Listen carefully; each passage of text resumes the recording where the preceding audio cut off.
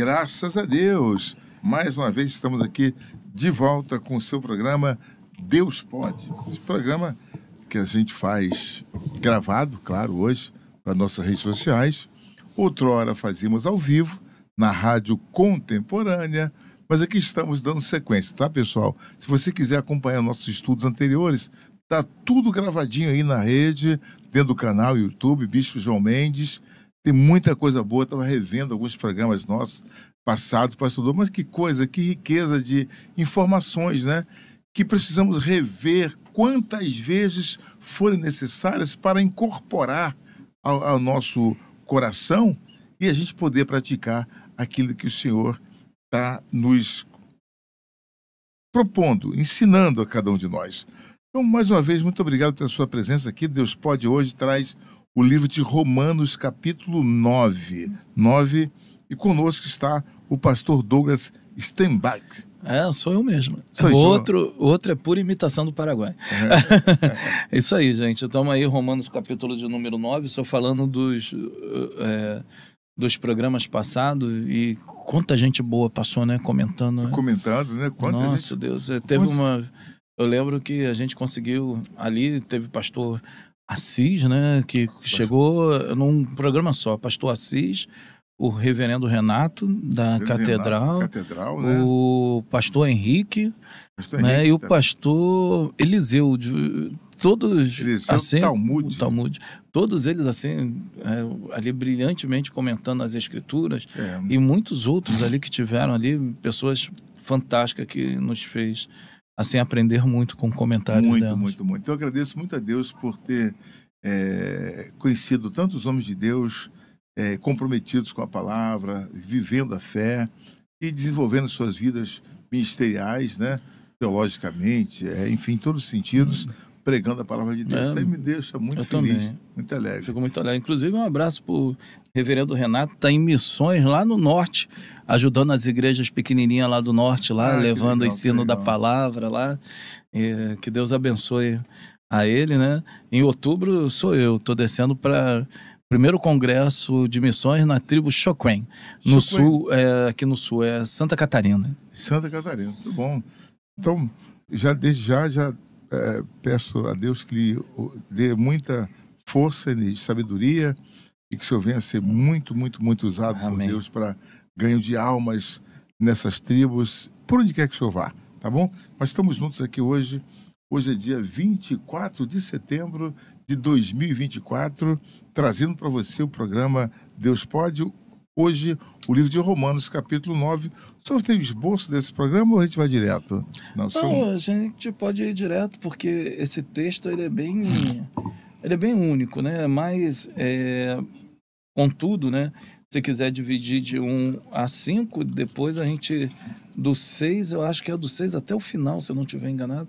É o 6 até o... Não, do 6 até o 29. De 1 a 5, do 6 ao 29. Eu leria logo do 1 ao 29. Para a gente então, economizar tempo, porque... Tá, vamos lá. Vamos fazer a leitura aqui. Oração. Se eu cansar de ler, o senhor continua aí lendo, né? Espero não cansar. Vamos lá. Mas, porém, vamos fazer aquela oração, pedir a Deus para nos iluminar, nos dar forças e discernimento para pregar a palavra dele. Amém. Com o Senhor. Senhor Deus e Pai, nós pedimos a Ti, Deus, a Tua graça e misericórdia. Que o Senhor possa, Deus, operar em nossas vidas, trazendo-nos, Senhor, sabedoria, discernimento, graça, para falar da Sua palavra.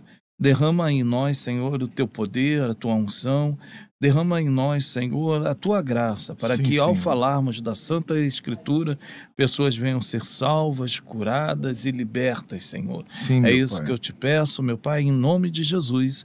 Amém e amém, Senhor. Haja salvação. Vamos lá, então, na tela, Carlinha, capítulo 9, Tristeza de Paulo.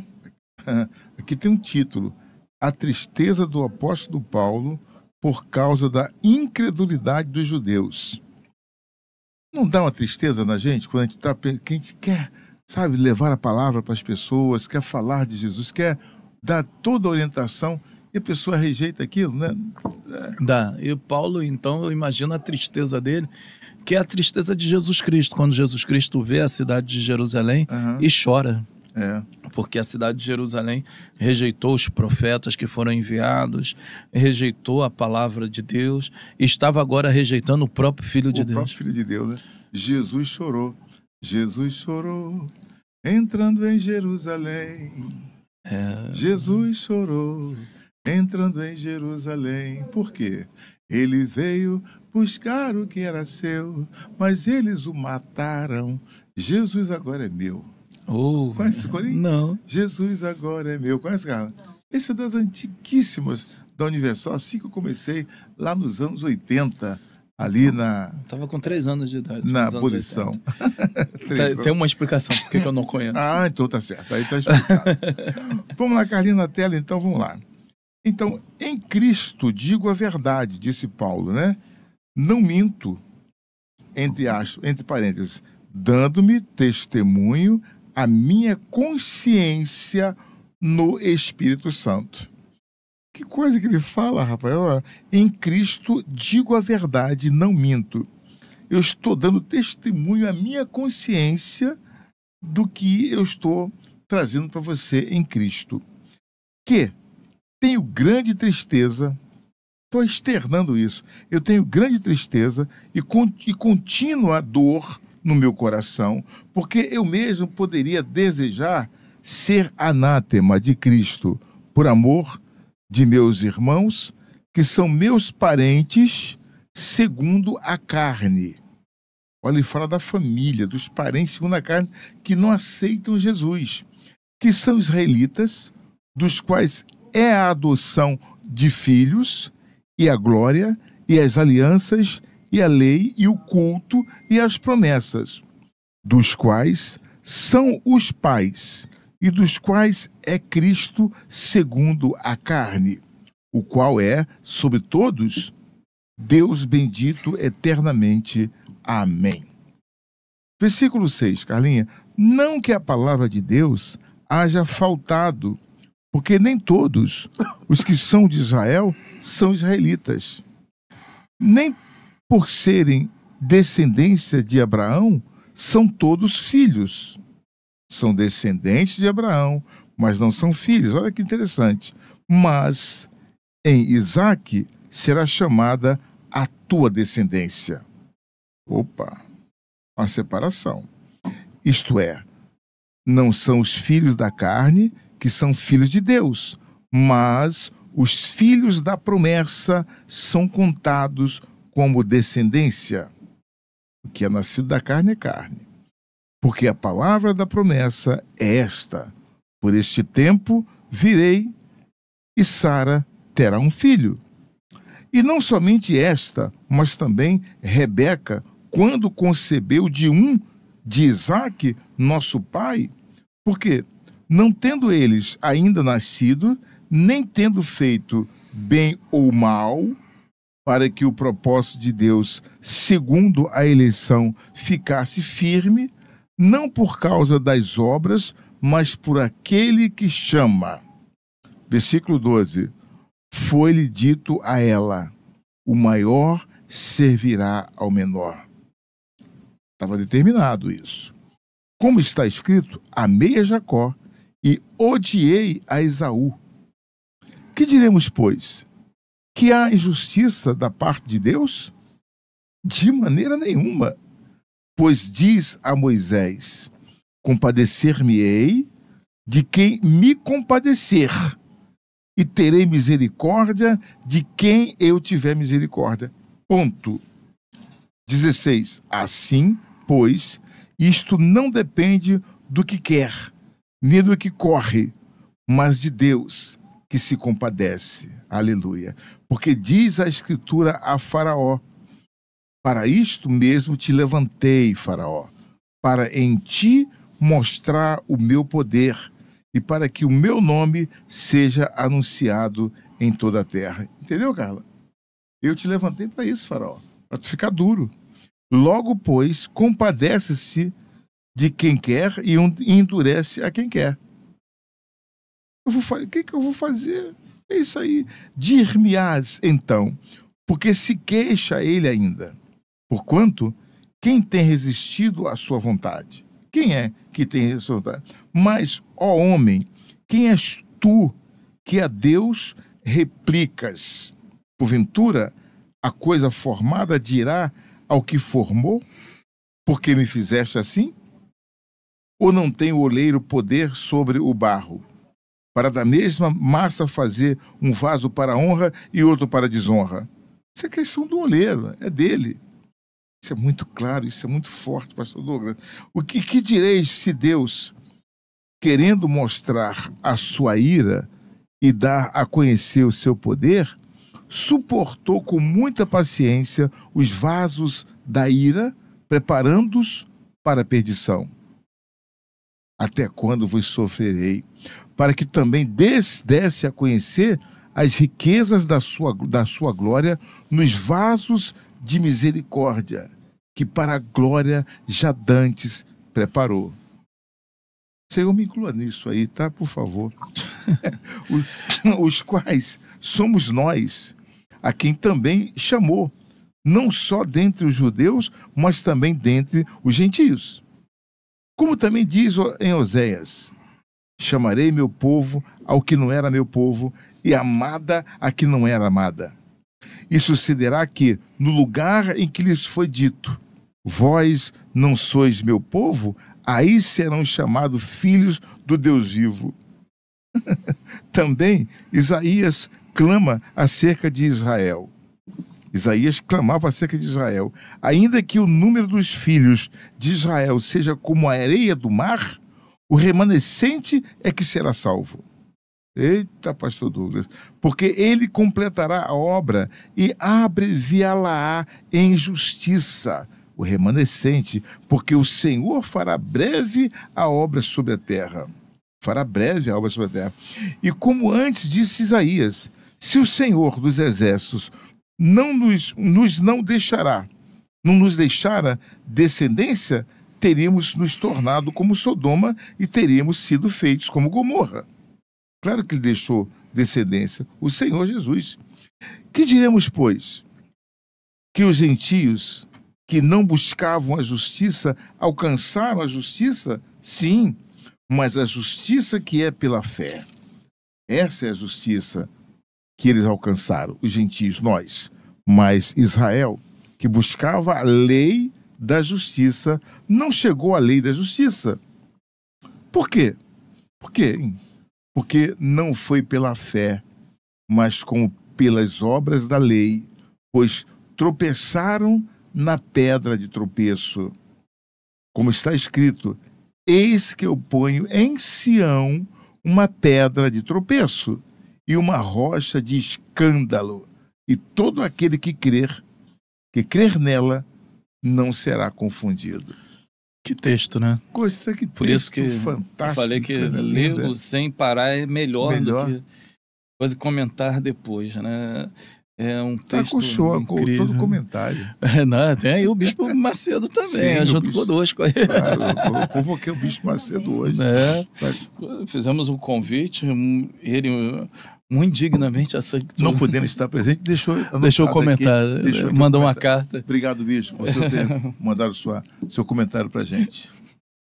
Então, primeiro comentário, ele é de 1 a 5, né? Aqui, o nosso irmão Paulo, ele já vai mostrar a sua tristeza mediante a incredulidade do povo de Israel. Em Cristo digo a verdade. Ele começa a dizer, ele afirma isso: em Cristo digo a verdade. Porque, apesar daquele povo ser detentor da lei, eles estavam distanciados da verdade. Uhum. Porque a verdadeira verdade, né, ela só pode ser conhecida através de Cristo Jesus. Filosoficamente, existem níveis de verdades, né? Existe aquela verdade comum, a vulgar, a popular, onde cada um acaba enxergando de uma maneira algo e para ele aquilo é uma verdade. Aí tu sobe a pirâmide, tu vai encontrar ali, de repente, 2 verdades, que são aquelas que já são mais investigadas, estudadas, né? Que tem sempre o contraditório, o direito do contraditório. Essa é a verdade democrática da ciência, né?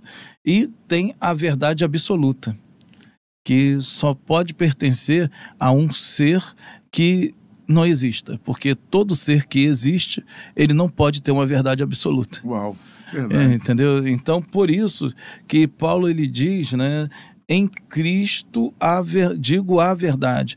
Ele coloca Cristo nessa qualidade de ser inexistente, mesmo que existente.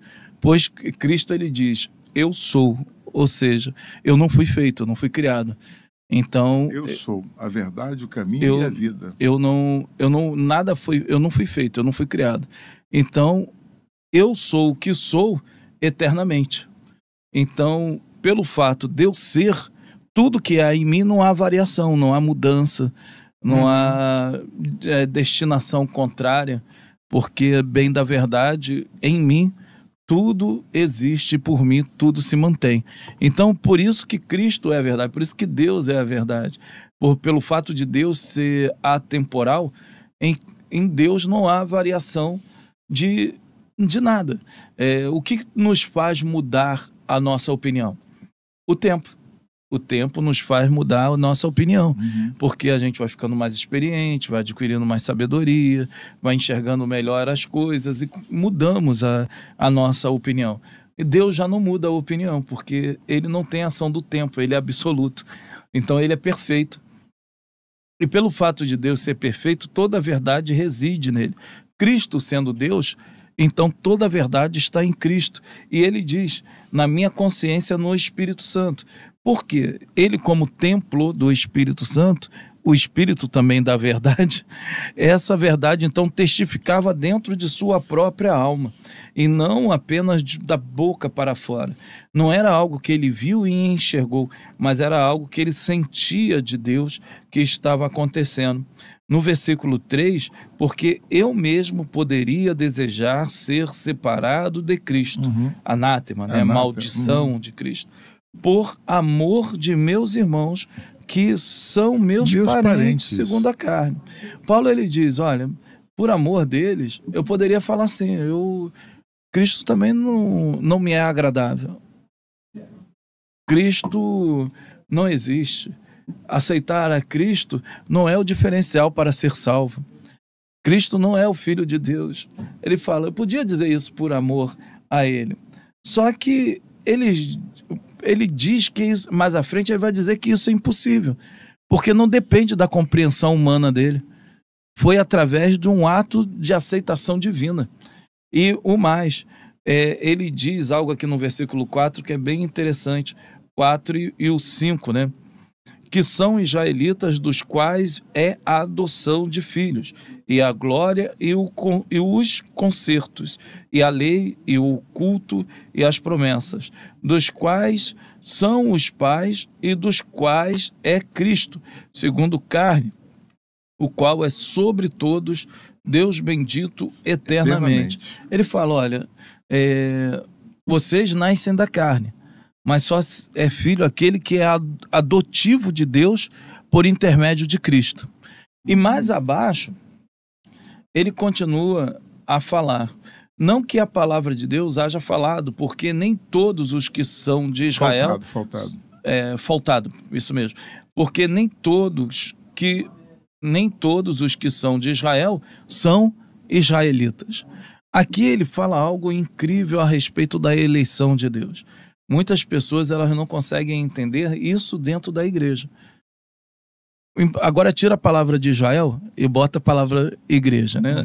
Diz assim, ó, não que a palavra de Deus haja faltado, porque nem todos os que são da igreja são da igreja.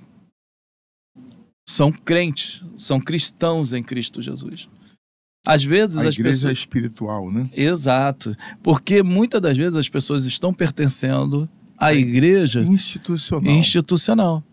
E elas são excelentes membros. São excelentes membros como seriam em qualquer outro clube social. Só que não é isso. Não é o ato de você respeitar os estatutos, a hierarquia apenas, ou de ir aos cultos de segunda a segunda, de domingo a domingo, não.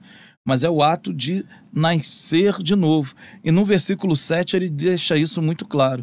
Nem por serem descendência de Abraão são todos filhos, mas em Isaque será chamada a tua descendência. Ué, como assim?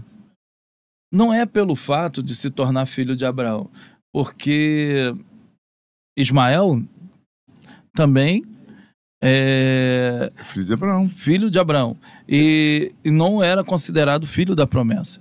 Então ele fala que não é o lepto sanguíneo que te fará ser herdeiro da promessa de Deus, mas sim a escolha do próprio Deus.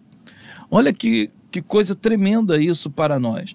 Por isso que Jesus, quando está com Nicodemos, ele diz, é necessário nascer de novo, Nicodemos. Porque não é aquele que herda da carne. Nicodemos, ele tinha plena convicção da adoção dele como israelita. Ele falou, olha, eu sou de Israel. É um sacerdote. Eu sou um sacerdote, eu conheço a palavra. Deus me escolheu, Jesus. E Jesus responde isso aqui a ele. Nicodemos, há necessidade de você nascer de novo. De novo. Paulo pega essa frase e transforma no capítulo 9 inteiro. Por quê? Isto é, não são os filhos da carne que são filhos de Deus, mas os da promessa são contados como descendência. E ele diz, olha, Jesus fala isso para o Nicodemos. Nicodemos, é necessário tu nascer de novo, porque não é aquele que nasce da carne, do sangue, mas sim daquele que nasce da vontade de Deus, do Espírito. Né? Aquele que crê e for batizado será salvo. Creu e for batizado será salvo, porque nasceu de novo, foi transformado em uma nova criatura.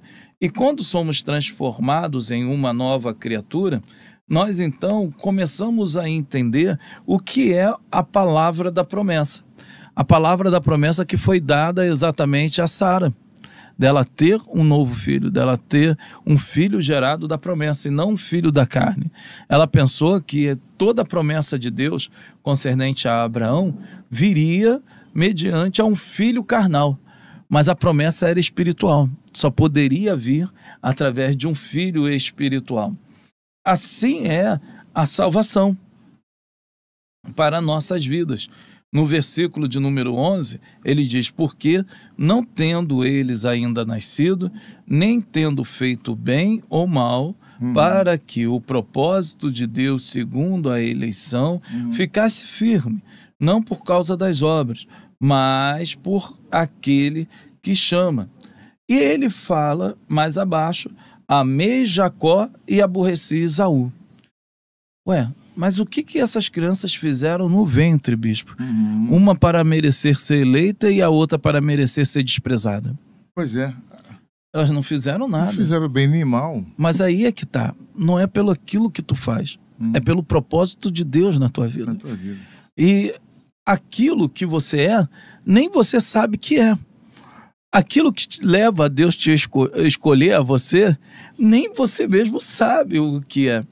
E é um grande mistério. Verdade, isso, né? Porque cada vez mais próximo de Deus eu estou, mais eu enxergo, cada vez mais eu leio as Escrituras, mais eu busco a Deus em oração, mais eu enxergo quão imerecedor eu sou de Deus. Mas Deus me escolheu. E às vezes eu vejo humanamente pessoas bem melhores do que eu, mais dignas do que eu, e que não estão nem aí para Deus. Deus não desperta a fé no coração dessas pessoas, mas despertou no meu. Vamos ouvir aqui o comentário do Bispo Macedo, nesse versículo que o senhor citou aí agora. Filhos de Abraão, embora Abraão, aqui o Bispo Macedo comentando aqui para a gente, né? Embora Abraão tenha tido vários filhos, está lá em Gênesis capítulo 25, versículo 1 e 2, Deus escolheu Isaque. Escolheu Isaque. Ele poderia ter escolhido Ismael, você citou também, conforme o próprio Abraão havia sugerido. Gênesis capítulo 17, 18. Mas preferiu Isaque por ser o filho da promessa. Gênesis 21, 12. Já da descendência de Isaque, o filho escolhido não foi o primogênito Esaú, mas Jacó. Com isso, Paulo tenta explicar que, apesar de os judeus serem filhos de Abraão, segundo a carne, isso não significa que são filhos de Deus e escolhidos por ele para serem os herdeiros da vida eterna. A condição estabelecida pelo Altíssimo, tanto para judeus quanto para não-judeus, é a mesma que se creia no Senhor Jesus. Vale para um como para outro. Então, a condição, vou ler aqui ainda, a condição estabelecida pelo Altíssimo, tanto para judeus quanto para não-judeus, é a mesma. 2 pontos. Que se creia no Senhor Jesus, seu amado Filho. Portanto, a confirmação de um verdadeiro filho de Abraão diante do Altíssimo não se dá por laços sanguíneos, mas pela manifestação da mesma fé que Abraão demonstrou. Os que assim procedem são os verdadeiros filhos de Abraão. Aqui está o comentário do Bispo Macedo. Isso nos deixa tão... A gente que, pela misericórdia de Deus, tem o privilégio de estar pregando o Evangelho, de conhecer as Escrituras e de nos tornarmos, assim eu creio, nova criatura, nascido de Deus, temos o discernimento para entender também que as pessoas às quais nós queremos alcançá-las através da palavra de Deus ficam sujeitas ao próprio Deus. A nós cabe apenas levar a mensagem. O mensageiro, mas o que faz realmente transformar a vida e fazer nascer de Deus é o próprio Espírito de Deus. A ele cabe o nascimento. Daí, pastor Douglas, aquela frase que eu aprendi no início, que diz assim, ó, né? Não é por força e nem por violência. Porque às vezes a pessoa quer empurrar Jesus de goela abaixo para a família toda. E não é por aí. Não é por força nem por violência, mas é pelo Espírito Santo. A nós cabe apenas levar a mensagem. E ponto. O Espírito Santo que faz a obra na vida da pessoa, é ele que vai realmente converter o familiar. Podemos então deixar de lutar? Não. Continuamos orando, continuamos intercedendo, fazendo propósitos, querendo que Deus avance, porque muitas vezes a impossibilidade de entender, a cegueira espiritual está tomando aquela pessoa, e nós temos que interceder para que aquela força do mal, aquele espírito de cegueira que está naquela pessoa, venha a ser vencido através da intercessão dos homens e das mulheres de Deus. Mas, no final das contas, quem faz convencer a ele é o próprio Deus. É o próprio Espírito, né, de Deus. Ele fala isso aqui mais abaixo, né? Versículo 15, acho que até o 17 ou 18, vamos ler aqui. Pois diz a Moisés, compadecer-me-ei de quem me compadecer, e terei misericórdia de quem eu tiver misericórdia. Assim, pois, isto não depende do que quer, nem do que corre, mas de Deus que se compadece. Porque diz a Escritura a Faraó, para isso mesmo te levantei, para em ti mostrar o meu poder e para que o meu nome seja anunciado em toda a terra. Olha que coisa tremenda isso. Esse texto, por que eu li até o Faraó? Se nós lembrarmos a história de Faraó, nós vamos ver que por diversas vezes o Faraó quis se arrepender. Ele quis mudar as atitudes dele. Mas sempre acontecia algo que o coração dele endurecia novamente. Ele voltava. Então Paulo ele fala, se lembra de Faraó? Olha a história, quantas vezes ele quis se arrepender, mas foi Deus que endureceu o coração dele. Não é o quanto você queira se arrepender, não é o quanto você queira correr atrás de Deus. Porque é impossível para o homem se arrepender dos seus pecados se não for pelo próprio Espírito de Deus.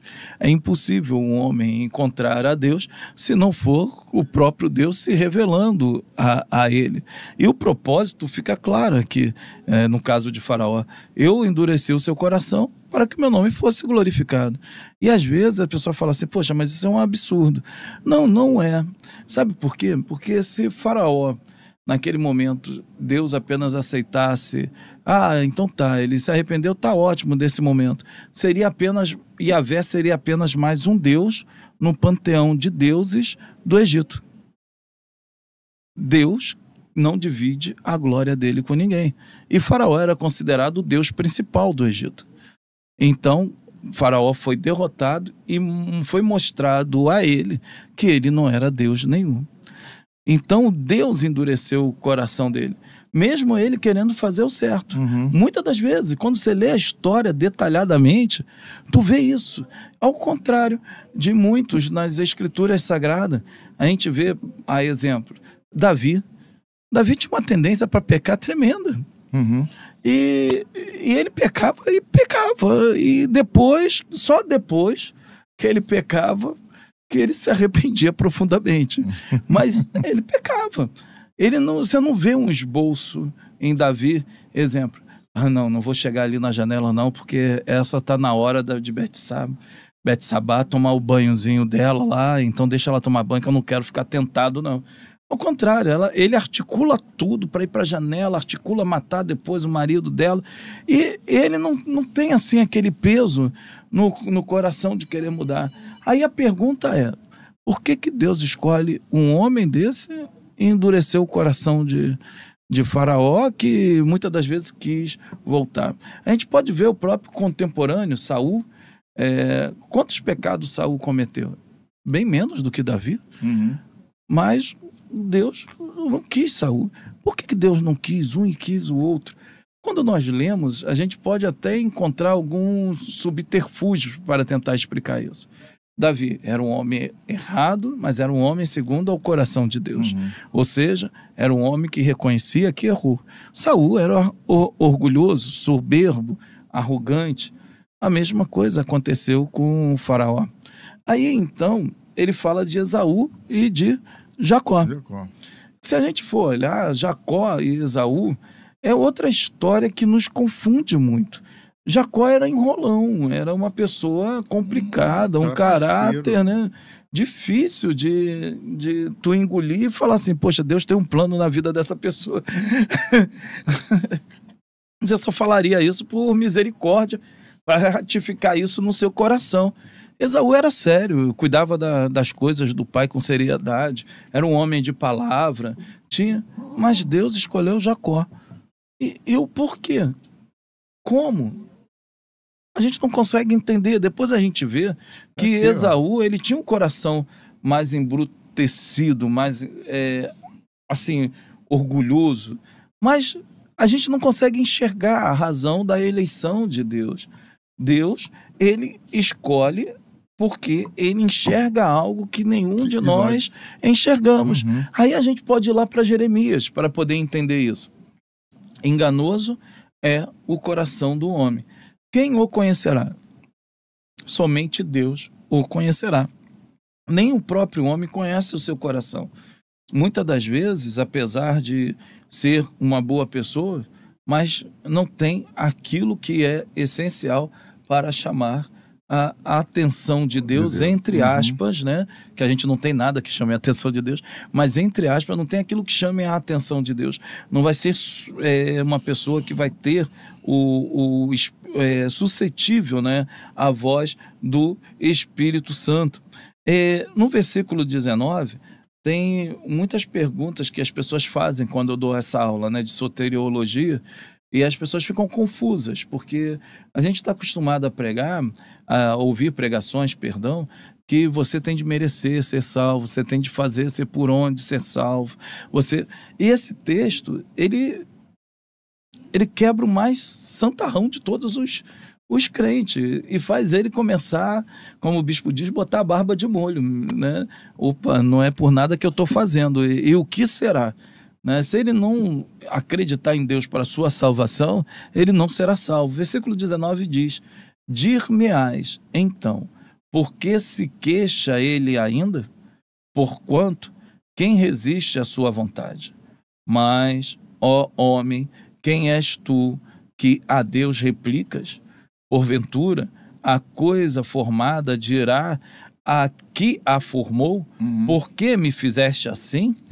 Ou não tem o oleiro poder sobre o barro para da mesma massa, fazer um vaso para a honra e outro para a desonra? E o que direis se Deus, querendo mostrar a sua ira e dar a conhecer o seu poder, suportou com muita paciência os vasos da ira, preparados para a perdição, para que também desse a conhecer as riquezas da sua glória nos vasos de misericórdia que para a glória já dantes preparou. Olha esse texto até aqui, essa vírgula, vale a pena a gente entender. Você não tem poder sobre a sua vida. É isso que um servo de Deus, ele enxerga. Eu não tenho querer mais, eu não tenho mais coisa, porque existe uma falácia, né, filosófica do livre-arbítrio, né?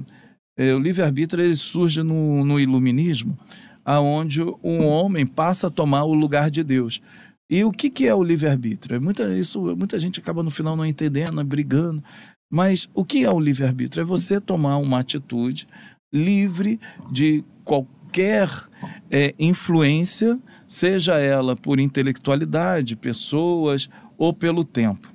A pergunta é: quando que você tomou uma decisão que não foi influenciado por nada ou ninguém? Nunca. Não existe. Aí muitos falam: eu quando aceitei a Cristo, o Espírito Santo. Foi ele que te convenceu. Então, o único que tem o livre-arbítrio é o próprio Deus. E Adão antes da queda. Nós temos livre agência. Ah, mas isso é a mesma coisa. Não, não é a mesma coisa. Que é a capacidade de escolher livremente entre as influências que nós assim recebemos. Ah, mas o que isso então tem a ver com o nosso estudo de hoje? Que aqueles que são salvos, eles são salvos porque não têm condição de se salvar. Eles não são salvos porque correram ou nadaram para uma ilha distante. Eles estavam muito distantes da salvação. Eles estavam sucumbindo. A Bíblia nem fala que estavam sucumbindo. A Bíblia diz que nós já estávamos sucumbidos, mortos em nossos delitos e pecados. A Bíblia também nos ensina que o morto, como que ele glorificará a Deus? Como é que ele terá lembrança de alguma coisa? Porque ele está morto. Quando a Bíblia nos diz que nós estamos mortos em delitos e pecados, é porque verdadeiramente cada um de nós estamos distanciados por completo daquilo que é Deus. E só podemos aceitar a Deus se Deus nos aceitar primeiro. Só podemos amar a Deus se Deus nos amar primeiro. Só podemos ir em direção a Deus se Deus ele nos chamar para a sua direção. Por isso que esse texto, ele diz, o oleiro não tem poder, o oleiro que tem poder sobre o vaso. O vaso não tem poder sobre si mesmo. E Deus, no seu devido tempo, ele suportou o vaso de ira para que venha demonstrar o seu poder. Mas também utilizou, dentro da massa caída, chamar também muitos outros, que não eram vasos de vergonha, vasos de ira, mas sim vasos escolhidos por ele. E o que é interessante é que tanto um vaso, bispo, como o outro é do mesmo material. Barro. Barro. E Paulo, ele vai em Coríntios, ele vai dizer que o Senhor derramou em nós líquido precioso, mesmo sendo nós vasos de barro. O vaso de barro não é o vaso mais digno dentro de uma casa e não é o vaso escolhido de forma alguma para se derramar um líquido precioso. E essa comparativa, ela é muito preciosa quando nós entendemos nas suas miudezas. Por quê? O barro significa um material vulgar, um material barato, sem valor, um material ruim. E todos são vasos de barro. Tanto aqueles que estão fora da presença de Deus, como aqueles que estão na presença de Deus. A diferença é Deus que escolheu derramar um líquido precioso. Essa é a diferença. Olhando, todos são iguais. Mas o que nos chama a atenção é o que está dentro deles. Isso só pode ser dado. Por isso que a partir do versículo 25, ele vai utilizar o nome dos filhos do profeta Oséias. Que ele vai dizer, chamarei de meu povo, aqui não era meu povo. E amada, aqui não era amada. Por quê? É Deus que escolhe. E sucederá que no lugar em que lhes foi dito, vós não sois meu povo, aí serão chamados filhos do Deus vivo. E aí são os gentios de todo mundo. É o nosso caso, né? Enxertados na oliveira verdadeira. Nós que éramos oliveira braba do deserto, nós fomos enxertados na oliveira verdadeira e fomos hoje feitos, né, herdeiros de toda a promessa de Deus sobre as nossas vidas. Depois, nos últimos versículos, ele vai falar exatamente do nosso Senhor e Salvador Jesus Cristo. Que ele vai falar da lei e vai falar da pedra e da pedra que foi colocada. Pedra de salvação para alguns e pedra de tropeço para outros. Pois todos aqueles que rejeitaram a Cristo tropeçarão nessa própria pedra. Muito bem, eu queria só para a gente, essa pedra é Cristo, né? Ele é Cristo. Quando Pedro diz, tu és o Filho de Deus, e Jesus fala, tu és Pedro, e sobre esta pedra edificarei a minha igreja. Mas ele fala assim, ele fala sobre esta pedra, não é sobre essa pedra, a pedra é ele. A igreja de Cristo é edificada em Cristo, que é um erro, aí uma interpretação errada de que a igreja de Cristo é a igreja institucional, né, mundial, igreja católica, que não é verdade, né? Não é verdade isso. A igreja é o próprio Cristo. Sim. Ele é a pedra angular, ele é a pedra realmente que desconcerta e que acerta, é a pedra que falta para fazer com que a vida de qualquer um esteja dentro do prumo, dentro das condições de edificação. Só ele pode edificar uma vida. Só Cristo pode realmente edificar as nossas vidas e nos conservar para a salvação. Por isso ele fala aqui, ó, cadê? O 9 está aqui ainda, diz assim, o senhor acabou falando, assim, ó, continuando aqui, assim, ó, que diremos, pois, que os gentios que não buscavam a justiça alcançaram a justiça? Sim, mas a justiça alcançada é pela fé. Pela fé, cadê? Para não perder aqui, pela fé. Eu parti para outra parte, por isso deu ruim aqui. Mas Israel, que buscava a lei da justiça, não chegou à lei da justiça. Quer dizer, pela lei era impossível salvar. Por quê? Porque não foi pela fé, mas como que pelas obras da lei, pois tropeçaram na pedra de tropeço. Aí a lei tropeça na pedra, porque somente a pedra podia fazer cumprir o que a lei dizia. Meu Deus do céu, como está escrito, eis que eu ponho em Sião uma pedra de tropeço e uma rocha de escândalo, e todo aquele que crer nela não será confundido. Então, para que possamos alcançar a salvação, temos que passar, temos que nos integrar, temos que realmente abraçar esta pedra. Temos que, então, abraçar esta pedra que é Cristo. Tem um comentário aqui do Bispo Macedo, que eu queria deixar antes de finalizar, diz assim, a justiça é pela fé. Paulo fala sobre a rejeição de Israel ao Senhor Jesus. que é a pedra de tropeço.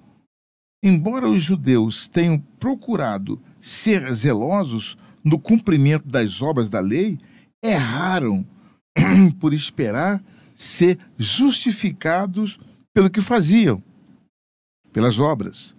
Mas quando chegou o momento certo de serem justificados, tropeçaram no único meio pelo qual poderiam ser salvos, que é Jesus, a fé no Senhor Jesus. Meu Deus do céu! Assim, ao invés de crerem, o desprezaram, por não verem nele o Messias, que tanto idealizavam. Por outro lado, os gentios, que aparentemente não eram dignos da compaixão divina, pois nunca se propuseram a obedecer à lei, foram agraciados com a sua misericórdia. Isso porque, apesar de não praticarem a lei, creram no que o Senhor Jesus Cristo, era o Salvador. E cabe aqui dizer o seguinte, pastor Douglas, que Jesus, ele cumpriu toda a lei. Ele só é Salvador da nossa alma porque ele cumpriu a lei. Aliás, o único que cumpriu a lei foi Jesus. Então, a lei se encerra nele, porque ele cumpre a lei. Então, assim, portanto, essa fé os justificou diante do Altíssimo. Da mesma forma, muitos esperam que Deus os justifique por aquilo que fazem para ele. No entanto, acabando, uma pessoa só é justificada mediante a fé no seu Filho, evidenciada pela obediência à sua palavra. Só ele pode salvar. Só Jesus pode nos salvar, porque ele cumpriu toda a lei e deixou realmente para nós esse legado de salvação. Só nele existe salvação. Concluímos assim, né, pastor Douglas, que é Jesus que encerra todo o processo de libertação, né, de salvação para a eternidade do homem. Somente ele tira o homem da lama, somente ele tira a lama do homem. E ajuda o homem num caminho onde que ele não venha cair na lama novamente. Prepare o seu copo com água agora. O meu já está preparado. Aliás, não pedi que fizesse isso antes, mas agora, se você pode pegar um copo e colocar água, você vai até a sua geladeira, lá onde você deseja, na sua bica, no filtro, e você pode preparar um copo, porque nós vamos orar agora e vamos consagrar a água para que aquele que dela beber seja abençoado, curado, liberto das suas enfermidades. Se você crê nisso, faça isso agora, porque é momento de oração. O senhor começa orando e eu termino consagrando a água para o senhor. Sim, senhor. Senhor, nosso Deus e nosso Pai, nesse momento, Senhor, nós estamos aqui orando, meu Deus, a Ti, meu Pai, porque o meu irmão, a minha irmã, Senhor, que está, meu Pai, a ouvir, ó Deus, essa oração nesse momento, sim, ela está, meu Pai, entregando tudo, meu Deus, em Teu altar, Senhor, nas Tuas mãos, Senhor. Ela, meu Pai, ele estão a confiar em Ti, Senhor. Sim, Senhor. Estão muitas das vezes sem esperança Deus, de uma porta de emprego. Estão sem esperança, meu Pai, da libertação dos cônjuges, Senhor, da libertação dos filhos, Senhor, de libertação dos pais, Senhor. Mas, meu Deus, eu sei que em Ti há poder, eu sei que em Ti há glória, eu sei que em Ti há unção, Senhor. Unção, meu Pai, para quebrar, meu Pai, toda a cadeia. Unção, meu Deus e meu Pai, para curar aqueles que estão enfermos, meu Deus e meu Pai. Não há doença que fique sim, de pé diante do Senhor Jesus Cristo. Nós oramos, nós pedimos a Ti, Senhor, toque do alto da cabeça até as plantas dos pés, meu Pai, dessas pessoas. Ó Deus, repreenda todo o mal, Senhor, sim, e todos os males. expulsa, meu Deus e meu Pai, essa força maligna que tem atuado, Senhor, nesse lar, nessa casa, na vida, meu Pai, dessa família. No nome de Jesus, Senhor, nós oramos a Ti. No nome de Jesus, Senhor, nós expulsamos esses maus, Senhor, esses males. No nome de Jesus, meu Deus. Amém e amém, Senhor. Pai, na Tua presença ainda, Senhor, peço ao Senhor que eu venha consagrar por misericórdia esse elemento, essa água, Senhor. Coloca Teu poder em cada molécula desta água, meu Pai, da Tua virtude, porque por um ato de fé nós iremos beber desta água agora, crendo que o Senhor já ungiu, que o Senhor já encarregou esta água de fazer acontecer o milagre, meu Deus, por onde ela passar. Assim como ela dá vida à planta, à terra, assim também por onde passar, ela vem aniquilar todos os males, todas as células que estão cancerígenas, todas as doenças que estão incuráveis. Onde houver, meu Deus, uma enfermidade maligna, que ao receber o contato desta água, ela venha a ser arrancada, venha a ser tirada deste corpo, para que o Teu nome venha a ser glorificado. E pela fé, meu irmão, minha irmã, beba agora do seu copo com água e seja curado.